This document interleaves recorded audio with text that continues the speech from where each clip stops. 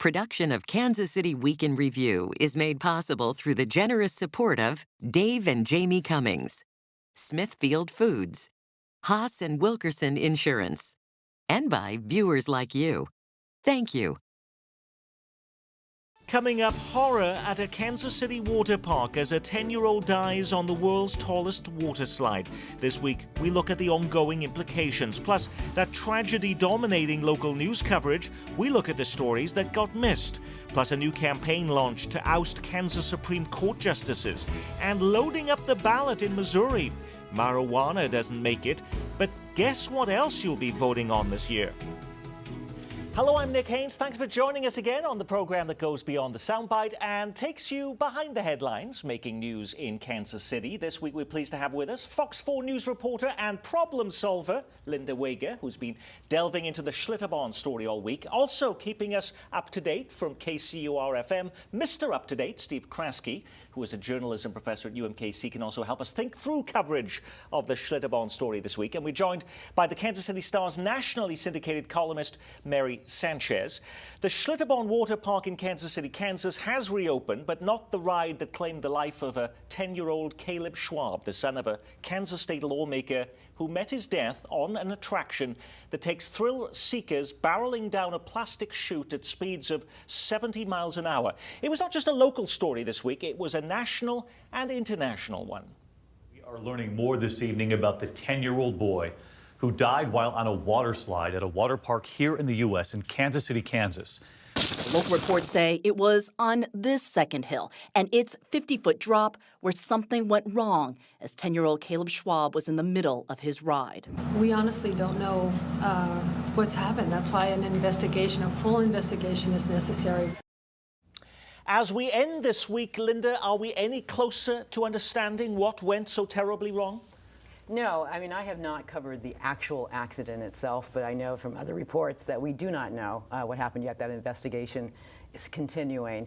But I talked with an employee of Schlitterbahn who agreed to talk to us anonymously.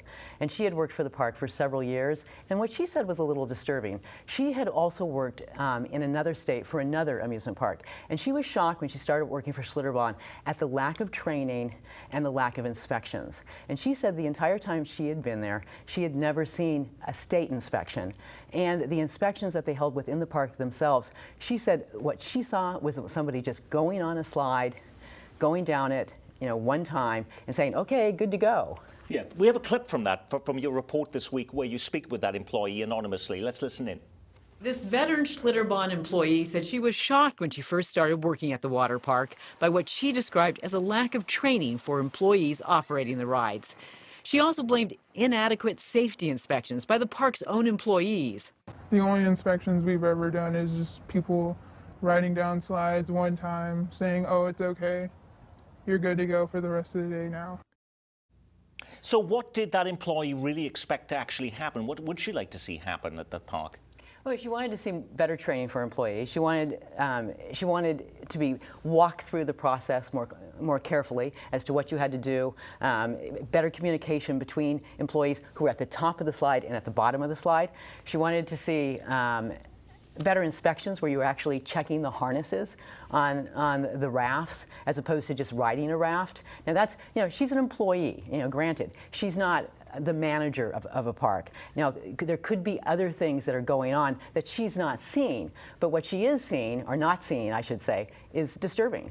Well, the park is back open, as I mentioned, and if you thought who would go back there to this park after such a tragedy, think again. Like I told my family, accidents happen every day. There's car wrecks every day. We don't stop driving. You got to still have fun. So, sorry for the event that happened, but we're still going to come out and have some fun and enjoy the day. So after all this is not discouraging enthusiasts from heading to Schlitterbahn, Steve. Oh, it's pretty amazing. A lot of folks showed up, as the gentleman just said. They still want to have fun, Nick. And that point is valid, I guess. There are car accidents on our interstates all the time, and that doesn't stop us from driving right away afterwards either. So, but the park was pretty full following this. You've been disturbed, and one of the top trending stories on the Kansas City Star website this week was a story that you wrote, Mary Sanchez, talking about people checking their morbid curiosity about what was happening there and the type of gruesome details. But that people were frustrated that there wasn't enough details coming from the park, that they said we were going to launch an investigation, we can't give you information. Wasn't it because of the absence of information that people were trying to fill in the blanks themselves? I think you always have that risk somewhat, and in this case, certainly there's a need to balance everything. You know, it was a horrific, traumatic injury that obviously killed this young child immediately. How far down the line you go to really fully explain that and give the people, you know, what they need, because it is a public place. I think the reason you saw people coming back so quickly was that the ride in question's closed. And the questions that were coming up about the lack of regulations on it, the reason it was national media was because they had all covered it when it opened. They had all their B-roll footage to just throw up there and show. As far as though the surmising, the public needs to know what happened. They deserve to know, but they deserve to know the full facts, and with the proper sensitivity. I think there's been certain terms that have been thrown out that have been verified somewhat through law enforcement sources, but I think you always have to be careful about one certain term that has been thrown, I think, too much on some websites. That what image does that conjure in the public's mindset? And well, let me say that term was decapitated. It's decapitated. But that yes. came much later in the Star's coverage. That came out on Wednesday. And it did, for the first time. For good reason, and for once. Okay. And lower in a story, there's a real difference between putting something, and this is, you know, different mediums have different issues, but the Star, you know, still has a printed product. We do a lot online. You can change something online if something now, changes. there was a letter in the Star today even complaining, lashing out at the Star, even for saying there was blood coming down the slide, and that was too graphic a detail for one reader. Some people don't Was there an effort at Fox 4 News to say, how do we report on this? What type of detail do we provide? Our management really did look at that, and one of the things they decided not to use was to use the term, to not use the term decapitation. Why did they decide that? Because with television, we come into people's homes, and you've got children of all ages watching TV, and it's all hours of the day. And they felt it would be easier to have one rule, you know. So if you can't say it at 7 a.m., you shouldn't be able to say it at 10 p.m. either. That way, there wasn't confusion among the staff. We couldn't say it on the web, but then, you know, say it on the web, but then not say it on TV. So they tried to have a consistent measure, and it was out of, you know, because we're a local TV station, it was out of sympathy and empathy for what's going on Steve, here. now this is just really tricky journalistically for so many media outlets, Nick. You know, we live at a time when viewers and listeners and readers want their answers now. They don't want to wait 3 days to find out what happened here. They want to know it today. They want to know it in tomorrow morning's newspaper.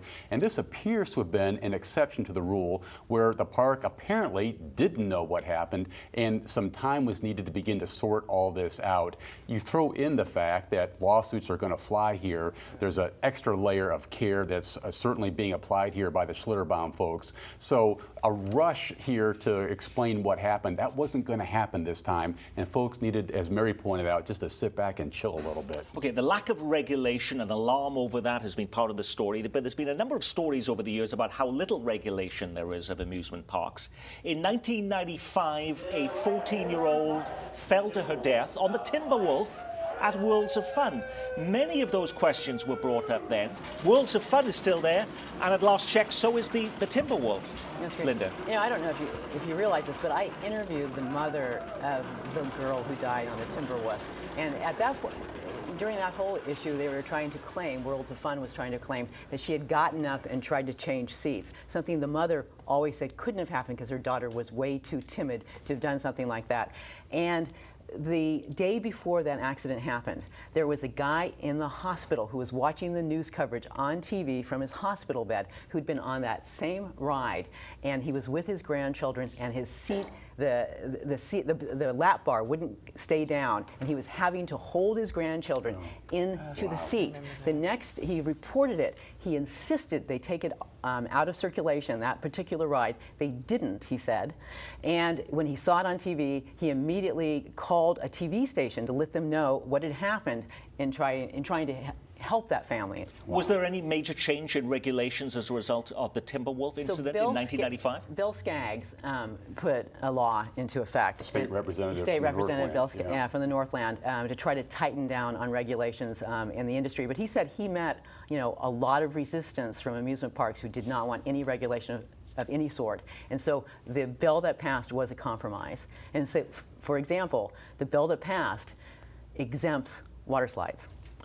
One aspect of this whole story this week, Steve Kraske, was the fact that what was happening at Schlitterbahn that very weekend was that this was a free day for elected leaders. Yeah. And this was including a free lunch, and that suggested to some people a cozy relationship between attractions like this, the industry, and lawmakers. Why would they want to put a lot of regulations on there? They were cozying up to these attractions. Can you address that? And is that common, though? But elected leaders get free access to a lot of places. They get free access, don't they, to Arrowhead and Kaufman? Welcome to the world of American politics 2016, Nick. This is not unusual in the least. Free food, free hospitality, tickets to different events. As we've reported many times on the Missouri side of the state line, no limits on gifts. Lawmakers get all kinds of stuff. On the Kansas side, there's a cap of $100 for hospitality.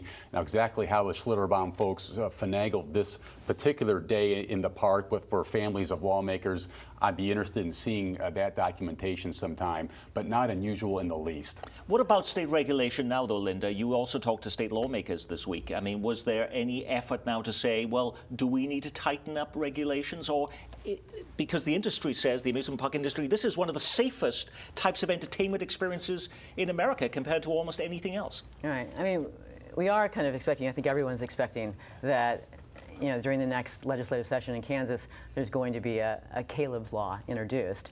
One would hope there might be a Caleb's Law introduced. But we did talk to a lawmaker in Kansas City, Kansas, who said that he is certainly going to be re-examining state statute in Kansas. Because there's a couple issues going on here. The Kansas law allows for self-regulation. So that if you have somebody who's certified by a national accrediting association, you can have an employee check your rides.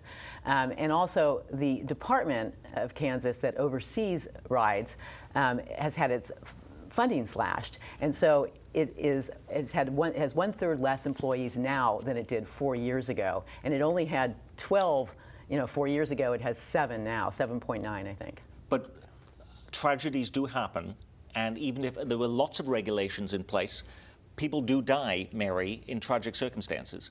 Obviously, things can happen, but I think that doesn't preclude law enforcement, state regulators, and the general public to keep pushing for better standards. And it looks like there were so many loopholes that were able to be, maneuvered for this. It's just wrong, and it is, the question still comes up is, could this death have been prevented? And it's kind of leaning towards yes. Will there still be a Verrucht after this season, Linda? I don't know. I mean, that's the million-dollar question. A multi-million-dollar question. I talked to a couple of lawyers this week, Nick. Kansas has very strict caps on how much money you can win in lawsuits from something like this, $250,000 for wrongful death things. But a couple of lawyers told me there are ways to sort of navigate around that. Some very high-powered lawyers have been brought in here. Expect multi-million-dollar judgments coming down the pike here, and whether that means Verrucht opens next season or not, who knows? Well, what story got missed this week because of the wall-to-wall Schlitterbahn coverage? News operations all across the metro marshaled most of their resources on covering the Schlitterbahn tragedy, leaving some other big news developments with almost no coverage. In Grandview, officials were hosting a groundbreaking on what is being billed as the largest youth sports complex in the region, with 14 turf soccer fields, along with hotels and shops. It was back to school for some of the biggest school districts in our metro, and in Kansas City it was time for bulldozers as the city began tearing down the first of the 800 abandoned and dangerous houses it's promised to eradicate as part of a new $10 million revitalization program. Mary Sanchez, what was the biggest story missed for you this week? You know what? It wasn't just one. I think it's more just thinking of the families again. Anyone who lost a family member this week, whether it was, through a violent act with a gunshot, there was a suicide. all sorts of that did make the news. I think oftentimes when there is so much coverage about one event and a family has, a very personal tragedy in their life, there is this sort of, what did my death not matter as much? And I think just by a comparison, sometimes when that happens in a news cycle like the one we just had, it's much harder for people. I don't insert my opinion very often in this program, leaving it to our guests to do that. But however, we had one of our own members of our KCPT team this week. Her son was shot to death on Kansas City's east side. And I think, again, where is all the attention on him? It has become the tragedy of those deaths on the east side of Kansas City becoming so routine, and we move on. But that life was just as important. But excellent point. Steve Kraske. Well, as you know, Nick, I cover politics probably focus on it way too much in my life, but certainly in the race for Missouri governor, I wrote about it today in my column, lots of moves behind the scenes happening since all the Schlitterbahn stuff happening. Chris Koster, the Democrat, very unusual here, Nick, racking up endorsements from a slew of agricultural groups, including the Missouri Farm Bureau, who almost always, these groups almost always endorse Republicans. Chris Koster clearly making a very aggressive move into rural Missouri, trying to end this race against Eric Greitens before it gets started. And a lot of things happening this week begins to suggest that may be happening. Linda. I asked around our newsroom about this one because I wasn't quite sure, because I tend to be very laser focused on certain issues. But the one story that we probably would have covered more closely is we would have covered the opening of school. We would have covered the issues that Kansas is facing with school cutbacks. We would have taken a closer look at a story that the Star had done regarding superintendents, the 20% reduction in superintendents. I mean, that would have been a story that we would have focused on. It's remarkable for some people to think that the school was actually starting, because on the Missouri side, those schools don't go back until next week. But in Shawnee Mission, Blue Valley, they were back in action on Thursday with 100-degree temperatures back in those classrooms. So those stories certainly were missed. So an excellent point on that. In a column this week, Steve Kraske, you write, Mr. and Mrs. Typical Voter have smartly tuned out all things political after the August primary. Well, this week, the Missouri Secretary of State's office puts politics and elections back on the table by approving for the November ballot a cluster of questions for you to approve. At the same time, you'll be asked to decide between Donald Trump and Hillary Clinton. And while legalizing marijuana failed to get enough signatures, there are not one, but two questions on raising the cost of a pack of cigarettes. Should they increase 17 cents a pack? Or do we want to approve another question hiking up the price 23 cents a pack? Why two questions, and what if both pass? Well, different groups here are pushing these things. One group wants to use an increase of 60 cents a pack to pay for early childhood education and health programs. A second group wants to use money for 23 cent increase on a pack of cigarettes for funding road and bridge repairs around the state. If they both pass, Nick, they both get added to Missouri's lowest in the nation, 17 cents a pack cigarette tax. So that could be very much in the offing. But even if they both pass, the national average is $1.65 a pack. This would take the tax on a pack of cigarettes to $1. We'd still be way below the national average. How terribly confusing, though, for voters, Linda, that we have two of these proposals, the two different campaigns going here. I had to actually read, like apparently you did too, because if you read the news coverage of it, it's a little confusing as to whether it's going up by that amount or whether what the tax is. I think reporters who've been covering it seem to have been confused as to what it is, but so I think it's going to be confusing to the public. But my problem with it is I used to work for the Council of State Governments, and we took a look at when you pinpoint money, when you earmark money on any kind of tax, when you do it, whether for children or for roads, that can be a problem. You end up getting a lot of money for something that may not need that much money. I can remember in Pennsylvania, they had a tax that was to help senior citizens. They had so much money for senior citizens. They were coming up with everything for free for senior citizens. You could be a multi-millionaire and you just got free stuff thrown at you right and left. They had more money than they knew what to do with.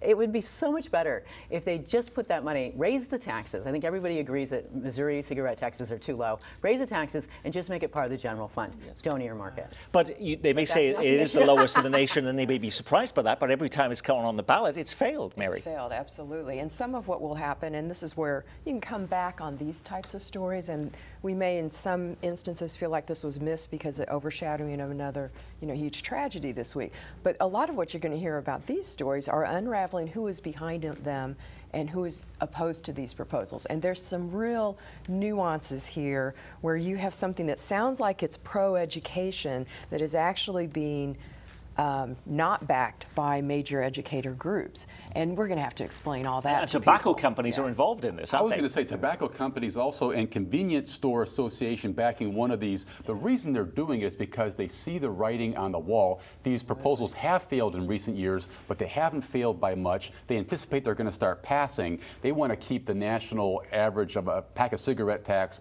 below national averages here instead of seeing something else happen more dramatic. You'll also be deciding in November limits on the amount of money individuals, companies, and groups can give to political candidates. Right now, there are no limits in Missouri, which may help explain why the winner of the recent Republican primary for Missouri Governor, Eric Greitens, got a $1.9 million contribution from one political action committee. But do you think the state constitution should be amended so candidates in Missouri could get no more than a $2,600 check from any one person or group? And what difference would such a law really make? I mean, the argument is that it brings more people into the process, that it doesn't make it just big business. The one thing I really like about it is that it supposedly is going to make it so that you can't make anonymous donations. People always seem to find a way to get around that. But, the way it's written, it actually sounds like it could benefit a lot of people. I don't know, Steve. Yeah, and a prediction here, if this gets on the ballot and survives legal challenges, which are coming, this thing's going to pass. Missouri has a history of passing these kind of good government measures overwhelmingly, Nick. The trick here is it would cap donations at $2,600 a person.